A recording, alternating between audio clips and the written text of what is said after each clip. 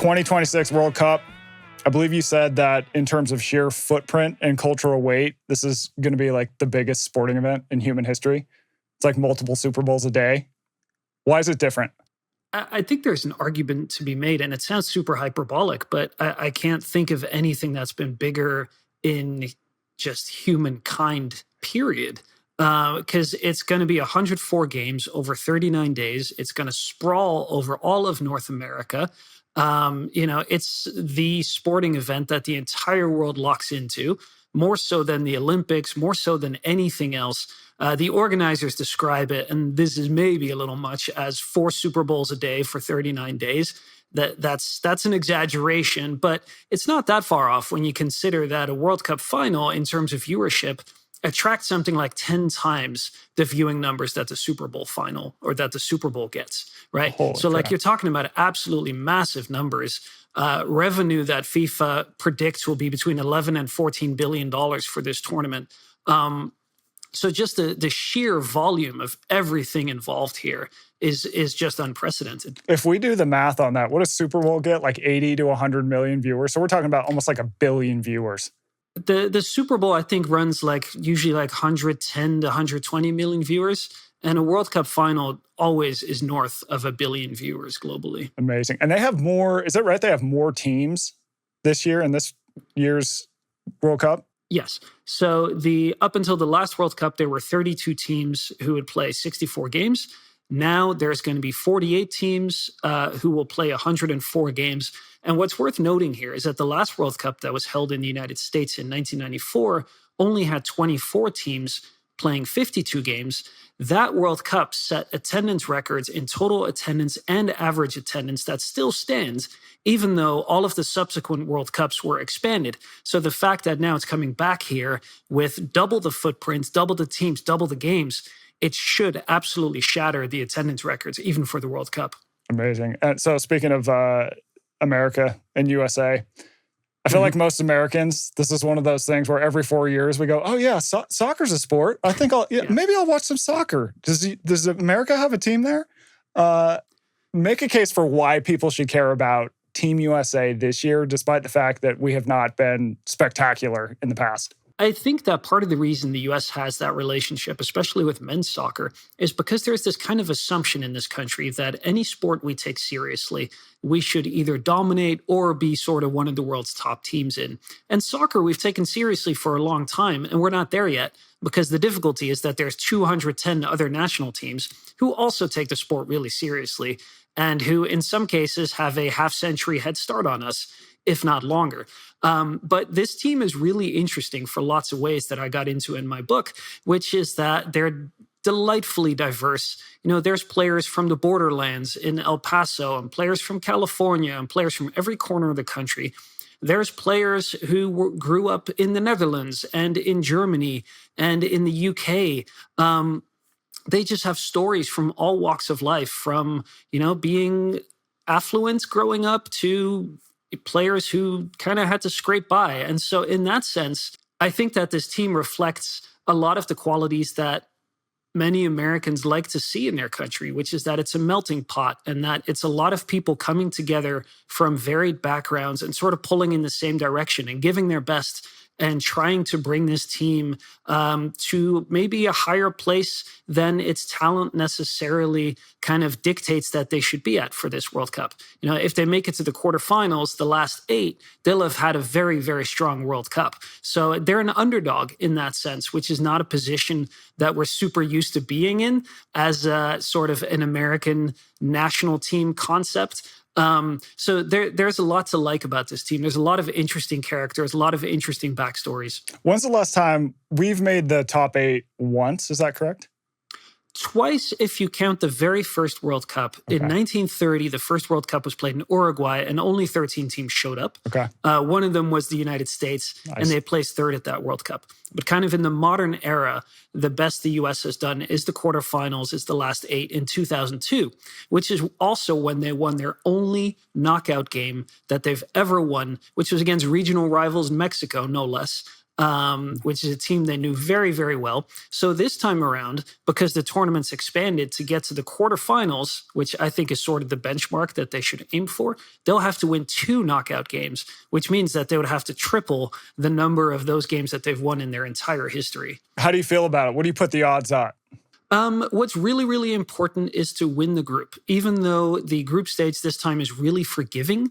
At the previous World Cups, there were 8 groups of 4 teams. They play a round robin. The top 2 teams advance. The bottom 2 teams are eliminated.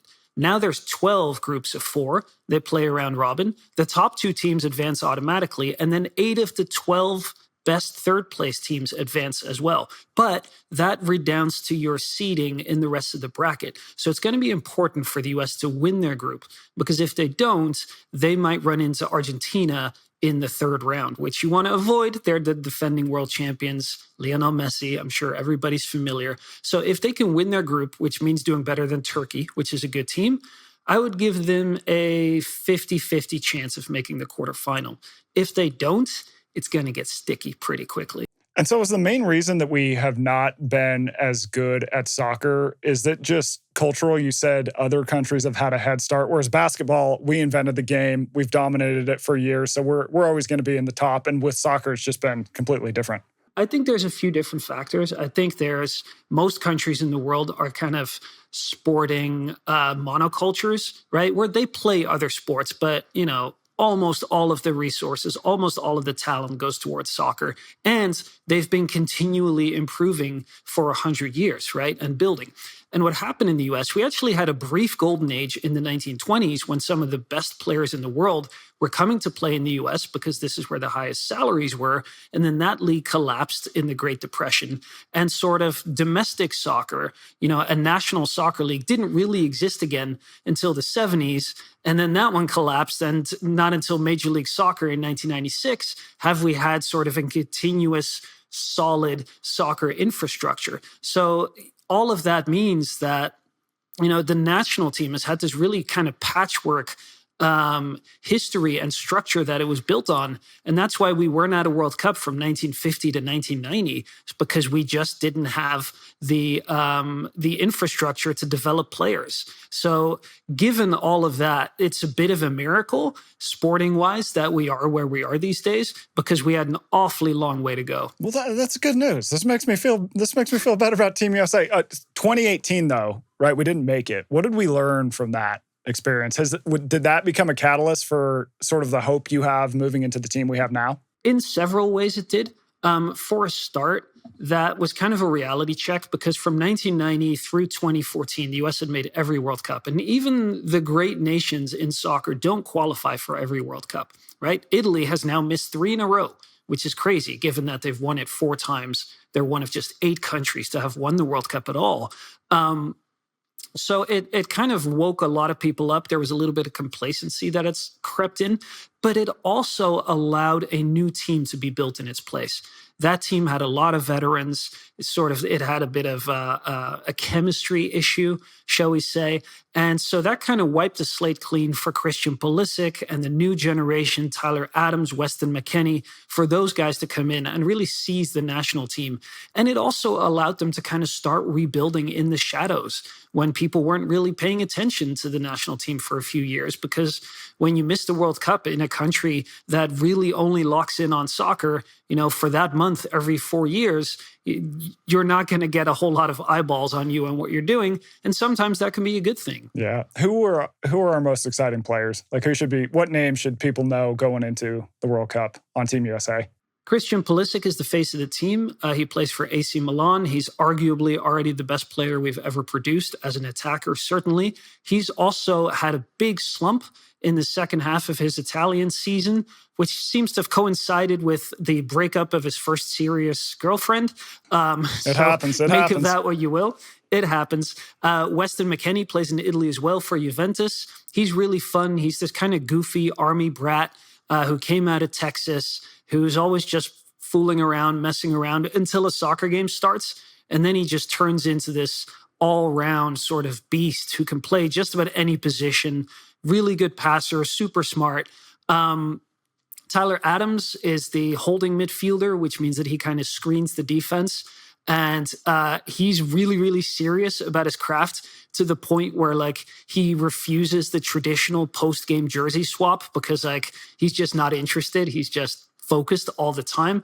There's a few interesting strikers. Flo Balogun, who's Nigerian English American, who plays for Monaco in the French league. He's really good.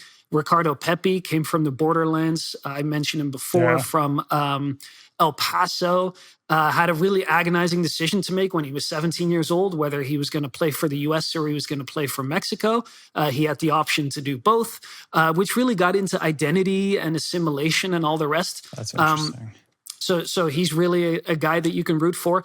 And then the two goalies have great backstories as well. Matt Turner, who's the starter in Qatar and who might be the number 2 at this World Cup, couldn't get on a college soccer team to save his life coming out of high school. Finally, Fairfield University takes a chance on him, and everybody missed this guy who would go on to become a Premier League and a World Cup goalkeeper. And then the other goalie, Matt Fries, is the son of a famous neurosurgeon who pioneered gene therapy. And he's from this family where everybody either has a PhD and they're a scientist, or they're in finance and in tech. And even though Matt has a degree from Harvard, he's sort of like the underachiever in the family, kind of like slumming it in pro sports, which I really like the idea of. So there's a lot of fun guys on this team. I love this. Okay, so I have a question. Do you think that if football, basketball, and baseball were not so dominant in the United States and we were funneling our athletic talent into soccer, would we just be wiping out the world? That's a question that's been asked a lot over the years. Like, what would happen if our best athletes played soccer? And I think it would help, certainly. But at the same time, soccer players have a very different body type than NFL players or NBA players. Like, there's really nobody much taller than 6'4", 6'5" in soccer. Yeah. So like, if LeBron were a soccer player, would that help us? I'm not so sure. Yeah. Out of like the 5 greatest soccer players of all time, Cristiano Ronaldo is the only one who's taller than like 5'10", right? So these players have a low center of gravity. I think it would help if there were more resources going into grassroots soccer and it was more affordable for more people. Because one of the things that's happened is that like all youth sports, youth soccer has been kind of devoured by the travel scene, and it's very, very expensive. And so that's why you get a disproportionate representation of the upper middle class in professional American soccer. And I do think that if there was less competition from other sports, there might be more pathways for people who can't afford travel soccer to get into the sport, just because there would be more soccer overall. Right. And so hopefully that would make it a bit more affordable. Yeah, those pay for play things, you have to start paying and playing at a very young age. The travel, the hotels, it's a fortune. How much, do you have any idea, like how much does that cost for the average family? Oh, it can run from a few $1,000s to tens of thousands of dollars. And, you know, most of the national team players who aren't from the upper middle class, and ironically, some of our stars weren't. Landon Donovan certainly wasn't. Clint Dempsey wasn't. Now Ricardo Pepi wasn't. They kind of made it in spite of the system as it exists, right? Because Ricardo Pepi, his backstory is incredible. His father is a concrete finisher, and he went into that trade when he was 13 years old. And the only way to get Pepi in travel soccer and get him in that competition that he needed to be in was for him to basically like build his own travel soccer team on a shoestring around Ricardo. Wow. Just because that was the only way they could afford it. And that family, the Pepi family, stayed just on the right side of solvency for all of Ricardo's youth, which meant that there was just enough money for him to keep going. And sometimes that meant that Daniel Pepi, his dad, had to pawn the deed to their car just so they could afford the gas for Ricardo to get to whatever tournament he needed to be at. Like, it was a really close thing. So you sort of start to wonder the just sheer volume of talent that we lost along the way because they just couldn't afford, especially in the communities where soccer is the dominant sport, they couldn't afford to play at the levels where they were going to be seen and coached by the right people and have the opportunities to advance. Well, you have just helped me identify my favorite American player now. It's Ricardo Pepi. No question after that. What's your insights on how should we fix that? Is there anything being put forth, or what did you find there when you were reporting your book? So there's a structural issue here fundamentally, which is that I was born in the Netherlands. I grew up in Belgium. Every village and every hamlet has a soccer club, and they all have a youth system, and they're all either free or very close to free because those countries have sports ministries who subsidize these things and who get federal funds to make sure that people are playing sports. We kind of have our system the other way around, where if you can't afford travel soccer, really your only option, there's some scholarships here and there, but by and large, you're going to need to play for an MLS academy. We now have 30 Major League Soccer teams who all have a youth academy, which are free for the serious prospects. But as the director of the FC Dallas Academy put it to me, and FC Dallas has a really strong academy. That's where Pepi eventually came through. That's where Weston McKennie came through. You might, Chris Richards, you might see 3, 4, 5 players on the field for the U.S. at the World Cup who came through the FC Dallas Academy. And the point he made is that if you compare Texas and Spain, right, which is roughly the same size. Spain at any given time has about 300 professional and semi-professional soccer teams, which means there's 300 sort of professional quality environments for players to develop in. Texas has 3 fully professional soccer teams, right, or at least Major League Soccer teams. Yeah. He made the point that Dallas, which is about the size and population of Madrid, has one soccer team, has one MLS academy, theirs. Right? Madrid has about 12 professional soccer teams. So if you're a kid with any kind of talent growing up in Madrid, you're 12 times as likely to wind up in a pro academy, which is really the only serious pathway as a soccer prospect, as you do in Dallas. And Dallas is actually one of the places where we're doing it well. So we can't just rely on 30 MLS teams to be doing all of this work in a country our size. We need like 300 of them, if not 600 of them, right? And so while we've made massive strides in player development and kind of the pipelines that we offer for our talent, we're still so far removed from having the sort of infrastructure that we need. Yeah. Okay, so I'm going to put you on the spot here with a sort of hypothetical, insane question. Given what you said given my question where I said, if all our basketball, football, baseball players were to take up soccer, and then your counterpoint about, well, those athletes are too big. If you had to pick, say, 3 athletes in their prime, American athletes that played other sports, which 3 do you think would have been best at soccer? Had they entered soccer instead of another sport, they would have been the guys. I'm going to go with Steve Nash because he very nearly was. Because he was a soccer player growing up, and he's now a minority investor in a Spanish team, Mallorca. Someone like Saquon Barkley probably could have done well. Sort of an unconventional body type for a soccer player, kind of like Weston McKennie, who's fairly stocky for a soccer player, but it works for him. I can't even think of anybody in baseball because they're just built entirely differently. Let's see. Who's a really zippy point guard? Oh, maybe Jalen Brunson. Okay. I think he's quick enough and he's sort of dexterous enough. He might have made a good soccer player. I like that. Here's who came to my mind. John Stockton. Now, the reason for that is because soccer can be a dirty sport. This guy was the dirtiest dude ever, and yet he never got caught. He's gonna do dirty stuff. He's gonna make it happen. I think maybe AI, because AI was what, like 6 feet tall? Extremely talented. 6'3", I want to say. Oh, he was 6'3"? Okay, maybe he's cut out. And then I realize this is going against the rule of players being too big, but I just feel like Dion, with his swagger and his attitude, that would have brought something to the American squad that was just like, you're playing an American team now with all the swagger he has. I like that. Yeah, you barge into a few guys, you send a message early on. Yeah, exactly. Well, I think Saquon could do that too. Yes. All right, so once Team USA gets eliminated, unfortunately, it'll probably happen. Give listeners some teams and players they should root for in the following categories. European powerhouse. Who's an interesting team to watch and root for? I think France is the best team, but they don't always play the most attractive soccer. Spain is really fun to watch because they're young and experienced, and they have Lamine Yamal, who's sort of the heir apparent to Lionel Messi, who's only 18 years old and who has already led Spain to the European Championship when he was 16. and turned 16 during that tournament. He was 15 when it started, which soccer. But the funnest European team is Portugal if they bench Cristiano Ronaldo. If they bench all right, you gotta unpack that one. Ronaldo's 41 years old now. He can't move anymore. I don't know if it's the Botox or the fake bronzer, but he's just a husk of himself. But he has so much clout that like the Portuguese coach doesn't dare put him on the bench.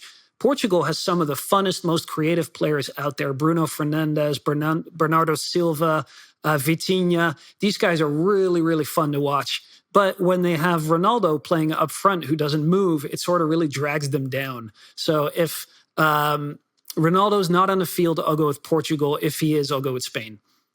I just want to say that I'm going to be laughing for the rest of the day about he's a husk of himself. That's just amazing. Underdog nation. Norway has not been to the World Cup since 1998. In Erling Haaland, they have the most sort of their cyborg striker from Manchester City.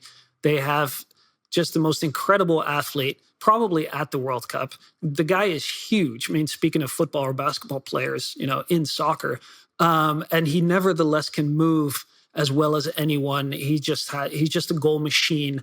They have a few other good talents up front, and they have Martin Ødegaard, the playmaker for Arsenal, who just won the Premier League. I think they're going to surprise some people. Turkey's an underdog team as well. They're in the same group as the U.S., which is a little concerning, and they were the last team to come into that group through a playoff. They have in Kenan Yildiz and Arda Güler, they have a pair of 21-year-old winger playmaker-y types who are incredibly talented. They play for Real Madrid and Juventus. So I think they're going to catch some people by surprise as well. Who's the fittest team, like physically fittest team? Historically, it would be the U.S., and that was kind of their calling card. I don't know if they are so much this time around.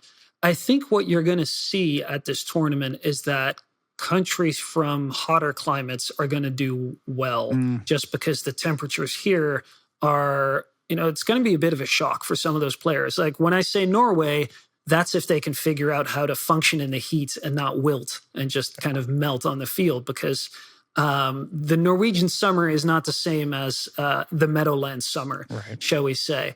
Who's the fittest team? It's usually someone like Japan or Korea. Okay. What's your favorite player to watch? It's just magical to watch. A lot of fun. This is a really boring answer, but even he's going to be 39 during this tournament. Like Lionel Messi just still does things on the field that, after 25 years of watching soccer professionally, still just blow my mind. So Messi's incredibly fun. Lamine Yamal, who I mentioned, is amazing. The French have some really fun young players. Désiré Doué, Bradley Barcola. There's some real young talents in this tournament, which is ironic because there's also kind of this last dance energy for guys like Ronaldo and Messi, where we all thought that they were done after the last World Cup in Qatar. And you're like, well, surely they're not going to play into their 40s or close to 40. And it's like, oh, well, here they are doing it again.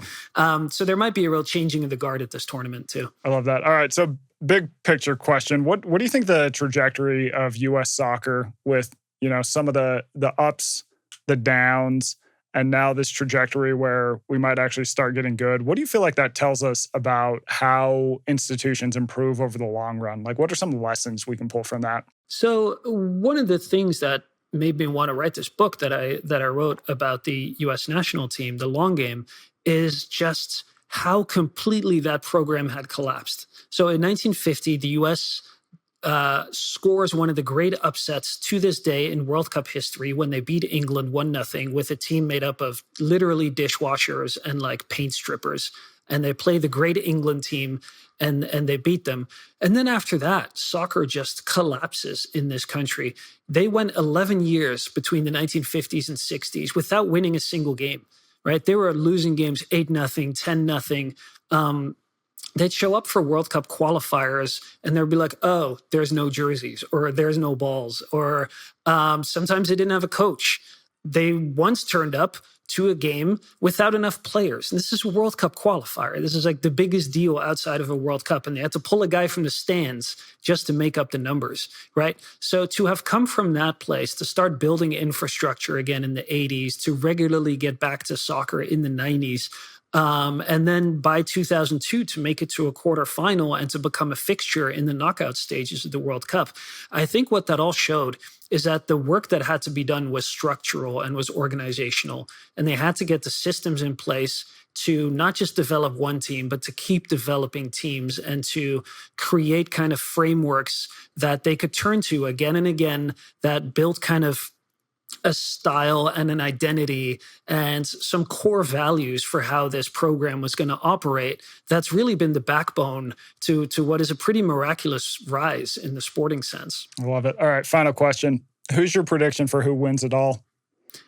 I think France. I don't think they're going to look very attractive doing it because their coach, Didier Deschamps, he's won a World Cup as a player. He won a World Cup as a coach in 2018. They lost the final on penalties in 2022. They've mostly done it playing pretty defensive, pragmatic soccer. This time around, his arm might be twisted a little bit because they're much stronger up front than they are in midfield or defense. But I think nevertheless, he's going to sort of suffer ball, as we call it, his way through this tournament. So I think it'll be France because they have the talent and the experience, but they won't be the best team to look at. I love it. All right. Well, the book is The Long Game. Leander, thanks so much for coming on, man. That was fantastic. I feel like I'm up to date on this World Cup thing. Like I'm ready to go. Awesome. That's what we're here for. Thanks for having me.